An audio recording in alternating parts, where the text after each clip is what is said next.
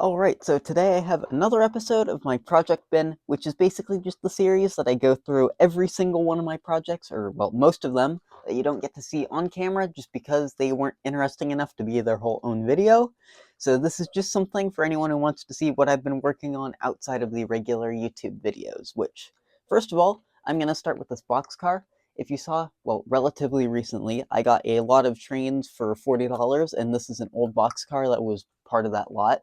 I said originally that this was what I believed to be an old Walther's kit. I was wrong. While I was doing some work to it, which I'll describe in a minute, I've discovered that this is actually a Globe models kit from probably the 1950s. So what I've done to this car is I've glued both these ends back together. So one of them was falling off. I can't remember which one. I've also glued on a new roof block. This, I believe, came off of an AccuRail car. I was given a whole bunch of parts and stuff quite a while ago, actually, and that included a whole bunch of roof blocks. And no, not the recently from the video you saw recently, a few years ago. And I'm finally getting use out of one of them, so that's good. And I've also put on some Cadies and metal wheels. So this car should be good to go, and it's just kind of an interesting piece to have around. It's not the most accurate thing, more than likely, but it is really cool to have a piece of rolling stock from the 50s up to modern standards. Alright, next up I have something that goes back to the last Project Bin video I had, which are these Intermountain Union Pacific 40-foots, which I built without the roof blocks, which might not have been the best idea, but it's interesting, I kind of like it. So basically with these cars, what I had to do is I had to change out the wheels and couplers on these. So I had built all three of these. I showed them all in the last video. I don't think I need to show them all here. The other two are in their boxes right here. And what I had done is I'd put the original wheels on these things, and I'd put regular Cadies. And what I found when I tried to run them at the club that I'm part of is that the wheels, these trucks are built for more like the Cadie style trucks, which have, or axles, which have a much thicker diameter. So these actually go way up. So if you can see, even with these wheels, bring it up closer, there's quite a bit of play in there, despite being pretty close in terms of length. So what I found is that it actually dropped the cars down far too much on the original 33-inch wheels, and it was catching crossings and stuff. So all of these cars now have 33-inch wheels and these drop-down couplers, and they actually run really well now that they've been upgraded like this. So that is a good win. It was just a little issue I had to sort out, and now it's resolved.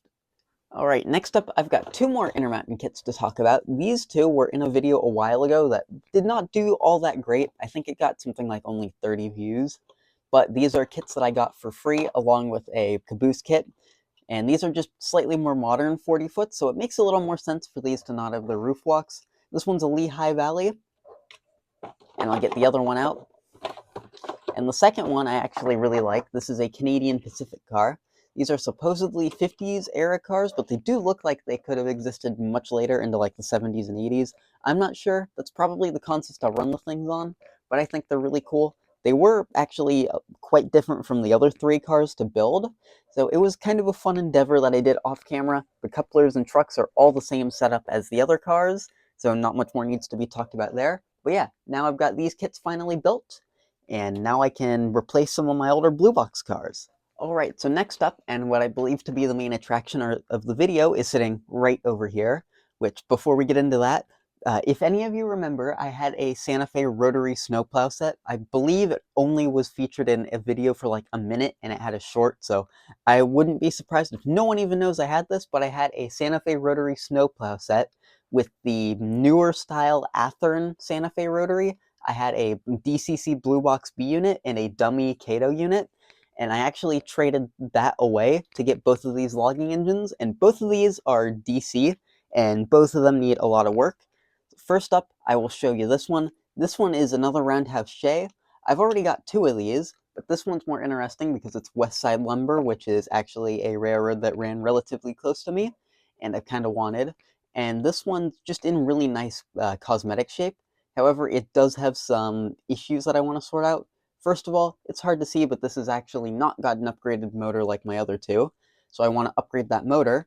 And then the other one, which you might be able to see when I set it down, if you know anything about Roundhouse Shays, they shouldn't be moving their side gear when it's, just sitting on the ground. And that's because of an issue this thing has, which plagues a lot of unupgraded Roundhouse Shays, is their actual axle gears like to crack. So I've got to go out of my way soon and order up a new motor, as well as some, I believe, Northwest Shortline reproduction gears for this thing, which I believe my other two Shays have, which hopefully with that I can get this thing running and have all three of my Shays in operation soon. Alright, next up we have the Rivarossi Heisler, which again, same situation as the Shay, and I forgot to mention neither of these things actually run. They both need a whole bunch of work, so I'm not going to be testing these out in this video. That'll be for the future. So with this engine, it's quite dirty, basically, and it's just in really rough shape. If you can tell, these are really loose. These coupler heights are also way off. This thing just seems like it's going to need a whole bunch of work, and it doesn't run. So this will actually be a really cool restoration video, hopefully in the near future. So with both of these out of the way, let's go on to a little more rolling stock. Alright, so if you can see off to the side, I've got 5 new pieces of rolling stock that I got recently. The story behind these is there's just another member of the club I go to who said he wanted to thin out some of the stuff from his fleet that wasn't Santa Fe or wouldn't work with Santa Fe since that's what he modeled. And he offered me a whole bunch of cars. I didn't need all of them, so I only wound up with these 5 because that's all I wanted. And I'm just going to get straight into these. First off, we have this metal die-cast flat car, which is actually really hefty. This thing does need a little bit of work because these trucks are kind of low and they can cause short circuits. The car does look really, really nice too, and it's actually quite heavy, which for flat cars is quite unusual. So this thing should actually be really good in terms of reliability once I get the truck and coupler issues sorted out, because it does have substantial weight to it, which is a good thing. And then next to it, I've got 2 of these, and they're also slightly different. These are, I believe, AccuRail kits, but they have been custom made to say Pacific Southern, as I believe some sort of fictional. I just thought it was kind of funny, and it's a really cool paint job. I love the blue and the little bit of weathering down there. I just think they're really cool looking cars, which again can phase out some more of my cars, which I'll talk about that later. It is going to need some weight and some coupler work done, as well as the other one, which I'll show you in a second. But again, it's a free car, I cannot complain. This is the second one. The shade of blue one here is much darker. It's also got the same weight issues, same coupler issues, and basically the same everything. It does have a little random smudge, which right here, yeah, you can see it on camera now. So that might need a little work. Another car that I've actually wanted since I've had similar cars before, I've got this Rutland boxcar, which I believe is yet another AccuRail kit, which again, I want to do wheel, trucks, coupler work on the thing. The weathering on this thing is kind of cool. It's really subtle, but it makes the car look really nice. And next up is a much more basic car, which I only wanted because of some interesting things. We've got these, which I've been told supposedly these are like ore containers, like early, before we had ore cars, that's what they'd use. It seems really odd to me. I'm probably going to take these out. I've just left them in here for the video. And underneath we've got a Mantua Rock Island gondola, which is okay, which I don't know if I'll keep this car around long term, but it's a pretty decent car, and I've already gotten another gondola out of my fleet since I've now got this one. And I will say, a lot of these cars, while having sprung trucks, they're actually plastic. I don't like the metal sprung trucks all that much because they just seem far too stiff to do anything.